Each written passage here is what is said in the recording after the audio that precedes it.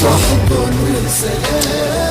back. As we earlier mentioned that our first topic is going to be tackling the upcoming parliamentary elections, and lately there were some calls raised by some political factions to postpone the parliamentary elections due to many reasons, including of course the redistribution of the electoral constituencies along with the security situation and the waiting for the political parties and the political factions to mature and ripe. Let me put it that way. Many reasons. But on top of all, the parliamentary elections are one of the major steps of the political roadmap, and it had to be tackled with seriousness and good study. We're very happy to have with us Dr Freddy Elbaiady, member of the Supreme Committee of the Egyptian Social Democratic Party, and of course former member of Parliament. Good morning, Dr. Elbaiady. Good morning. A very good morning to you, sir. As Dina mentioned, the third step on the roadmap after the Constitution and after the presidential elections, inshallah, it will be the presidential elections. Parliamentary elections, I'm sorry. Far from all those logistics, if I'm going to talk about the postponements, is it going to be for the best interest of Egypt, of the Egyptians, of specific parties, of a certain faction, I may say? In your opinion, of course? As you just mentioned and Tina mentioned, this is the third step of the roadmap plan to fulfill the organizations, the constitutional organization of the nation. We should have the parliament as a source of legislation. Now the legislative power is delegated to the president till we have formal parliament. So I believe that the whole world, it's not only Egypt, is waiting to this step. We had two succeeding, perfectly going steps, the constitution and the presidential election. We went very well. And the whole world is watching us for the third step, to show that we are now completely established, democratic country. We have all the organizations well established. So it's a necessity that we have to go on for. Of course, I know that there are different people, different movements calling for postponing the elections, and others are calling to have it very soon. I think we should think, why would we postpone it? For my opinion, the law of elections, of the parliamentary elections, there are many objections for this law from the parties and different people. If there is an intention to revise this law and modify it and have a community dialogue about it, I think this can be a logical reason to postpone the elections if there is an intention to modify this law and change it before the elections. If this intention is not there, I think there is no logic in postponing it, and there is a need to go on. Because the situations will not change much in the coming few months. And sooner or later we should have a parliament. So it's the president and the government's decision to see whether they will do it very soon or... Then you are with the postponement if it's going to be for the sake of amending the elections law, but not to give the parties more time to propagate for themselves. I think this is not going to be happening in the coming few months. If the people already didn't know about the parties in the past 3 years, speaking of the newly formed parties after the 2011 revolution. So they will not know it about in the coming few months. So postponing it will not change things. But if there is an intention really to give a chance to the political parties, this should be through amendment of the law. Because actually the law doesn't give a big chance to the parties in the coming parliamentary elections. Of course, the Parliament, Dr. Elbaiady, is the backbone of any civil state. True. And many issues in the country lately, after the 30th of June, after the president was democratically elected, are waiting for legislation, including the protest law and the laws that are regulating how to deal with children, and especially with several sad incidents that need some regulation and organization in the child law, and many other laws which are in dire need and urgent need for legislation. So do you think that sessions of the new parliament, upcoming parliament, hopefully will be registering some new news for the people waiting in anticipation, or it will be focusing on things, more important priorities, and will postpone that later on? I agree with you that there are many laws that are waiting to be legislated and amended. Is it difficult? They are difficult, and there are so many. Some researchers say about 110 new laws that need to be done. Some of them related to the new constitution that has to be interpreted into new laws, and some others, there's a big bundle of laws that should be done according to human rights agreements. This requires us to legislate new laws to meet with the human rights agreements. These are waited for as international agreements, and we should start doing these laws to meet these requirements with international human rights agreements. So we need, this depends on how the coming parliament will be formed of. Will you have real parliamentarians who are interested in legislations and experienced and have vision and have experience, or will go to the people who used to buy the votes, and they depend mainly on their relations with their local voters and how much services they are offering to their areas. We need really to educate the people about how will they choose their candidates, how they will choose their representatives in the coming time. They should focus more on people who are experienced in the national vision, in the law making, in the legislation process. This is what we need really in the coming time. I beg your pardon, sir. You are talking about teaching people how to choose their candidates. It seems that the political elite, I may say, or those who are involved into politics now, those who need to learn how to represent the people, because many Egyptians are very much disappointed with the failed coalitions among parties, and all these propaganda about many of the parties who are trying to unite, and in a while they fail. It's going to be the list or the individuals. Is it going to be, for instance, الوفد وضد الدستور, or it's going to be everyone on its own? So the atmosphere in general, it doesn't seem healthy for a healthy political atmosphere. How do you see this? I agree with you. This is a little bit disappointing, and to me personally, that coalitions are not, there's no successful, very large coalition. We have some coalitions. We have a coalition of 5 or 6 parties, but I was hoping for a larger coalition for all the civil parties to come under one coalition. But again, I would say one of the main reasons for failure of to have a large coalition is the law of elections, because actually the law left a small number of seats for the electoral list, which only 120 seats. So all the parties are competing mainly for the list system. This is what the parties were calling for at the beginning, to have the majority of seats in the list system and the individual system. But the law came with the opposite way. They had only 20% of the seats for the list system, and this left a small piece of the cake, as if we say, for the whole parties to compete for. So it's difficult to have all the parties uniting together in one coalition, running for a total number of 120 seats only.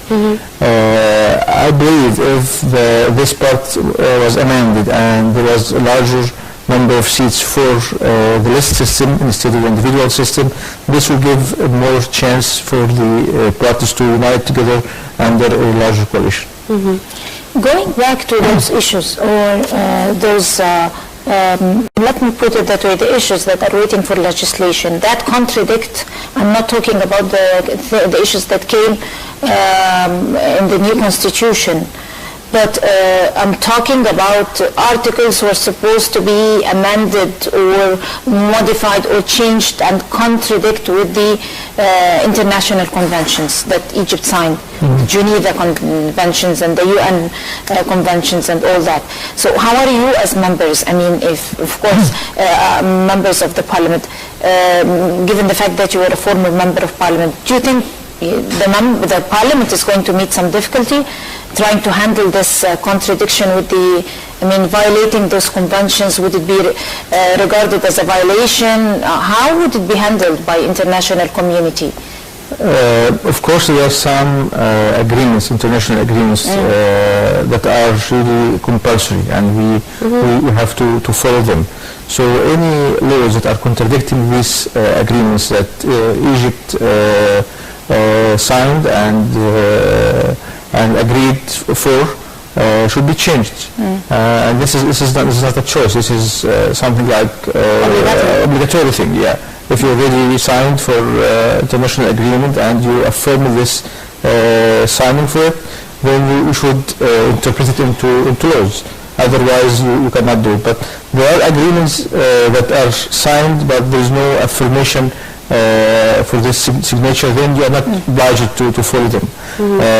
But all 2 steps, you sign the agreement and then you affirm it internally.